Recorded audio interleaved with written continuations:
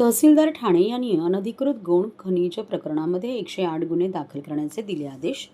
तहसीलदार ठाणे यांनी अनधिकृत गौण खनिज उत्खनन, वाहतूक करणाऱ्या कंत्राटदार, मालक तसेच कब्जेदार यांच्याविरुद्ध 108 प्रकरणांमध्ये फौजदारी गुन्हा दाखल करण्याचे आदेश तलाठी मंडळ अधिकारी यांना दिलेले आहेत.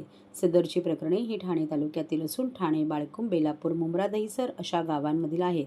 वारंवार जमीन मालकांना सूचना देऊन देखील जमीन मालक हे त्यांनी अधिकृतपणे केलेले जे उत्खनन आहे त्या उत्खननाच्या अनुषंगाने शासनाची दंडनीय रक्कम भरत नाही, टाळाटाळ करत आहेत. वारंवार त्यांना संधी देऊन देखील त्यांनी शासनाची दंडनीय रक्कम भरलेली नाही किंवा सक्षम न्यायालयाचा आदेश देखील आणलेला नाही. आता सदर कसूरदारांची मालमत्ता जप्त करून लिलाव करण्याची कार्यवाही देखील चालू करण्यात आलेली आहे.